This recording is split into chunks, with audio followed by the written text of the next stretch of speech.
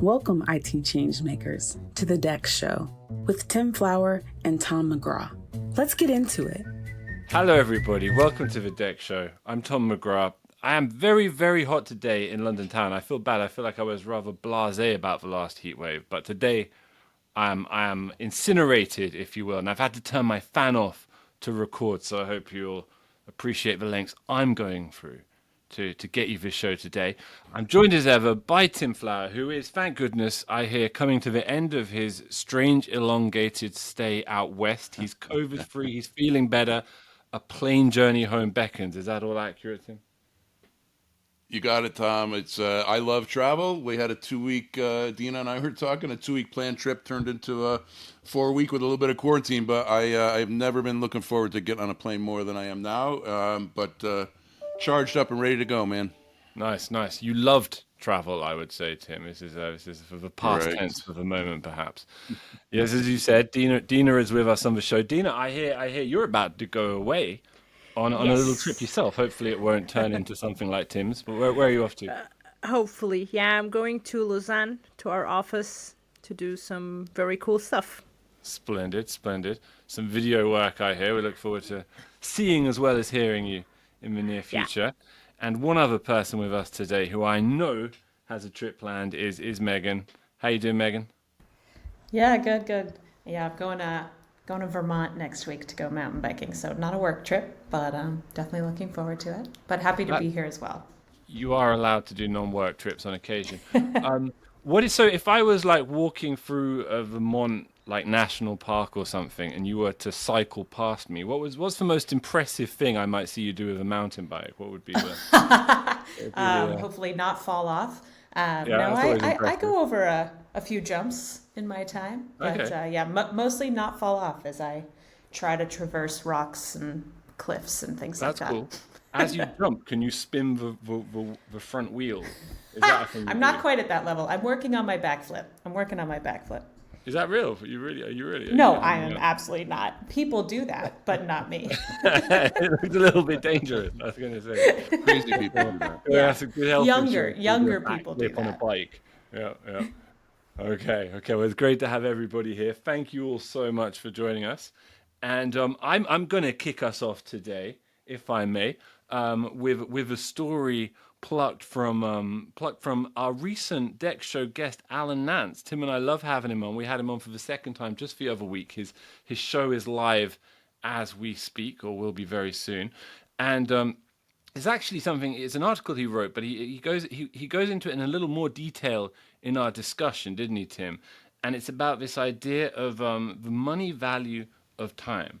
So, Alan speaks often about the move from what he calls a service economy to an experience economy. This is obviously paralleled in the move within IT from the SLA, service level agreement, to the XLA, experience level agreement.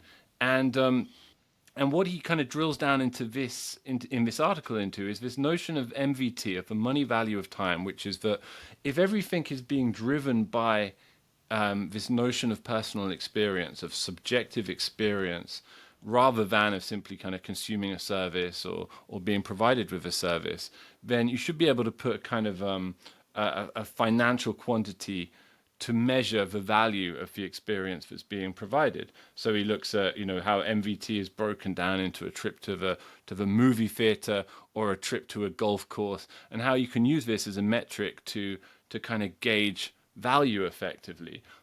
Another thing I really like about this article is it does use a piece of data that I actually sourced and commissioned myself just a few years ago, and that's that 52% of employees will not call the service desk when they have a service issue. That's based on a study we did of a couple of thousand respondents with Vance and Bourne back in, I think, in fact, 2020. Now, if you put all of these concepts together, and this is where I have to admit my understanding is lacking a bit, and I'm going to turn to our technical colleagues on the call to hold my hand a bit through this part. If we put all of these kind of obviously parallel concepts together, what are the implications for IT, for technology, for digital employee experience? And let's start with you, Tim, on that. What did you take from this piece? I love the concept and applying it to technology and services. Normally, we look at money value of time when we're looking to make an investment. Should I make this investment now for a certain return over time, or am I better off doing it in some other way, or hanging on to my money because it's more valuable? I love the fact that he's linking it to employees and their own consideration of their time and what the value is of that time. And listeners to the podcast or readers of some articles I've done know about the story of me traveling the field and watching employees suffer through things like 90-minute hourglasses of applications and refusing to call the help desk. And the core reason, and this was the linkage for me in this article, was the core reason that they refused to call the help desk, or as they put it, the helpless desk, is because their value that they place on their own time is higher than the cost to call the help desk. It's too expensive to call the help desk, so I'm going to suffer on my own. It'll fix itself, whatever the case may be. And it's more than just the help desk. It's the wasted time that they spend because of this disruption itself. They're disrupted twice when they call the help desk, as well as the original technology disruption. So I love the things that he puts in the article around, I forget how he phrases it, but shunning, right? I'm going to shun the help desk because they're no value, or I'm going to vote with my feet and I'm going to leave. So I think the implication for IT in reading this article could be really profound, to get them to understand that employees are placing a monetary value on their time, and what you deliver to them really matters. And there's an untold significance in what they're not doing as well, right? Yep. Yeah, amazing. Yep. Dina, do you concur with Tim there? Anything else you took from this piece yourself? Yes, I agree with Tim completely, and I love the way that Alan just put everything in smaller chunks, so the IT people would be consuming it a little bit. Initially, IT used to be thinking of just providing services to their users, and that's it. They did not think or see beyond the service that is being provided to the experience, how the service is being consumed. Is it delivered the way it needs to be delivered? Is it being taken in or accepted the way it needs to be? But the fact that now we're trying to shift the mindset of our IT to look at things from the user experience perspective and actually value their time, value how they are not going to wait and be on mute or be on the hold. Please hold for 15 seconds further or whatever until somebody finds actually the manual or the playbook of what is going on, and then they start to go and see what is the problem that is happening and so on. So the fact that, and this is, I think, is the detractor of why people stay away from calling help desk or going to service desk and maybe just ask a colleague or Google things up or just make their peace, like Tim was mentioning, just make their peace with the problem until it solves itself.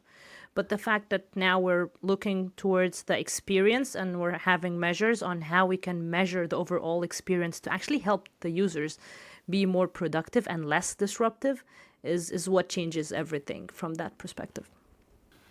Is there a kind of like paradox almost in that when you talk about the experience economy and when Alan discusses it, all the experiences he cites are, if you will, positive experiences, like you're going to see the Rolling Stones and that's your 2-3 hour experience, and it has that qualitative and monetary value. But in the case of IT, it's all about it's predominantly about, and you tell me if there are any exceptions, but simply creating space around people, not giving people a negative experience, facilitating their experience of work rather than playing some kind of proactive role in giving them an experience that's noticeable per se. Is that an accurate formulation?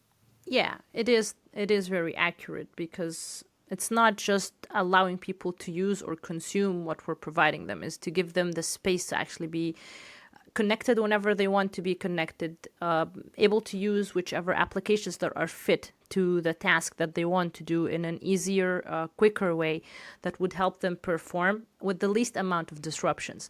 And of course, if IT is looking at experience as a holistic view from an overview, not just per service, per application, per region or office, then they would be able to be more proactive into finding problems, not just focus on smaller incidents, and build workarounds and solutions to actually fix them proactively, not just wait until somebody actually phones the help desk and asks them for help. And if you think about it, IT operations and support are typically not in the job of creating net new productivity, right? We don't give people things that improve their environment unless we've already broken it. So IT, the baseline for IT is I can do what I need to do without disruption, and IT will be invisible when they're doing their job really, really well. If you're not and you're introducing disruptions, that's when you get noticed, and it's not a good place to be. Love it. Well, listen, if you are listening to this show still, I just want to say I value your time, and I hope we're giving you a good experience. It makes me very, very conscious of this element, this theme, and to ensure that your experience continues to be rewarding, we're going to go now over to Megan, who I know in the search for an excellent story to discuss today has been doing the almost occult-sounding thing of exploring sysadmin subreddits. Is that right, Megan? This is where you've found this story for us today. A really quite a noble undertaking. As I say, rather an occult one by the sounds of it. Yeah, you're revealing me to be a bit of a subreddit lurker, especially the IT subreddits that I have no business participating in. But yes, I was lurking. I was doing my kind of weekly lurk on the Sysadmin subreddit. And I found it's a common theme that I see in the Sysadmin kind of world.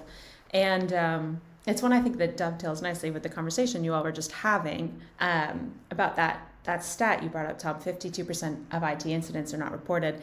And I think the point you all were just making, it stands, right? As sometimes I don't report issues with my device because I'm like, I can't be bothered to waste time to fix it. It's working fine enough. But I think another reason that end users don't report incidents is because of the famously strained relationship between IT and end users. And I see this a lot, on Reddit. It's the IT side of things complaining about, users who maybe don't know how to use the technology available to them and are putting in tickets for things that they could easily kind of fix themselves, or even just a usability issue. And that kind of raised the question for me, and I see this question raised a lot, is who is responsible for making sure that users actually know how to utilize the technology, the software, the hardware that's available to them? Is it IT's job? Are they responsible for training end users, or should that fall to department managers and like other staff within the enterprise? So I think that that's a really interesting question. I'll pose that one first, and then there's one comment I saw on Reddit that I want to throw into the mix, but I will wait and first see what Tim and Dina's reaction is to who's responsible for educating end users. Okay, great. We're going to go to Dina first. But first of all, I do want to know, Dina, do you ever go on subreddit, on sysadmin subreddits? Is this a place you lurk occasionally also? Yeah. Oh, I knew it. I do. Well, it's where all the beefy, nice, interesting, geeky stuff are happening. Where the action happens. Exactly.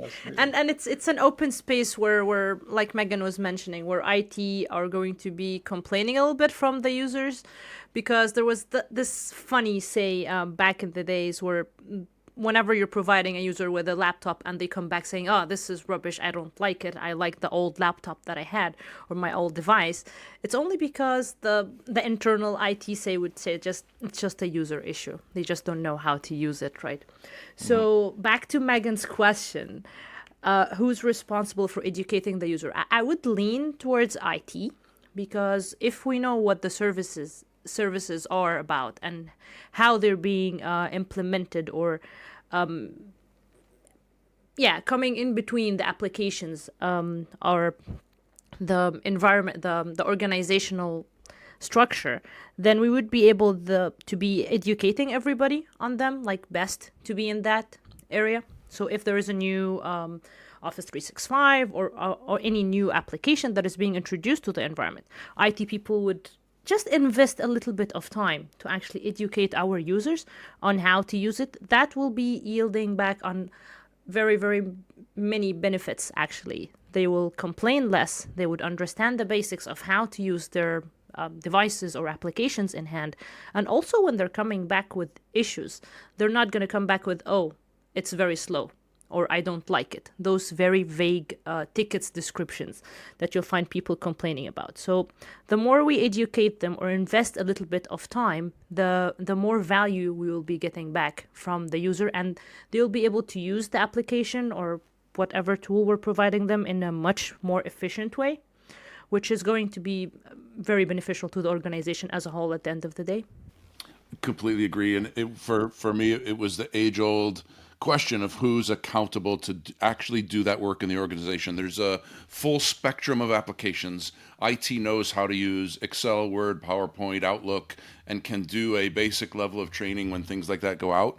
But then on the other end of the spectrum, there are business applications like CRMs and specific financial applications that IT has not only no idea how to use, but doesn't even have the credentials to be able to log into them, to be able to even demonstrate the tool. So there's a wide spectrum of need for training. My argument is we shouldn't have a help desk at all that's helping fix things that we broke. The real value of a help desk could be in providing that training and that level of assistance and how to. That's the value. That would be a real help desk. And I'm also in the mode of, and no demerits to my peers, I'm in the mode of getting out of using the word user, because it puts the services that we offer them in our context. They are users of our technology versus employees of the company doing their job. So I really like referring to them as employees and giving them not only the tools that they need to be successful in a stable way so that they can be successful, but with the right level of education so that they can use those tools to the fullest. I think it's a gap, not just in IT, but in the business as a whole. Who's accountable for training and how is it executed for the employees to be their most productive? I really agree with both of what you just said. I think it's an interesting question, right, of like who is responsible, but also thinking about the part, Tim, that IT is responsible for, that they can help users with or employees with. I want to quote the Reddit comment that sort of sparked me to bring this to you guys this week, and it's from you, Casual Everyday. So user Casual Everyday, if you're out there. I didn't expect it to be read aloud on a podcast. Yeah, they had no idea. But I want to make sure. Let's hear how this plays, all right? I want to make sure I'm giving them credit because it's a really cool. I like the way they put this. It's quite a succinct Reddit name, right? It should be like Casual Everyday. 8, 2, 3. They say a lot of end user issues are the direct result of IT focusing on technical solutions and ignoring user experience.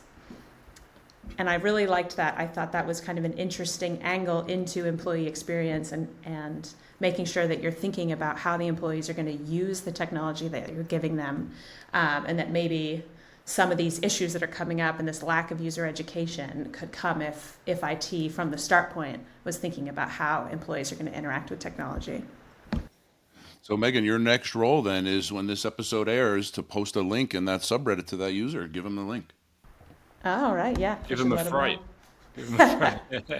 Well, look, Megan, thank you for scouring the ocean floor for today's story. Thank you to Dina and Tim, as ever, for joining us and giving us such a brilliant analysis. And just referring back to that Alan Nance article, we will, of course, include a link in the show notes. And we will also have a link to the show Tim and I recently recorded with Alan, which is one of my favorite pods of the year. So do check that out as well. Listen, Dina, Megan, have a good trip. Tim, have a good visit home. And we'll see you all next week. Bye, everyone. Bye-bye. Thank you. Bye-bye.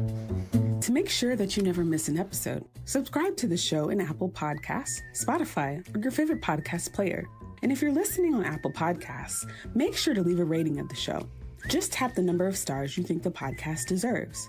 If you'd like to learn more about how NextThink can help you improve your digital employee experience, head over to nextthink.com. Thank you so much for listening. Until next time.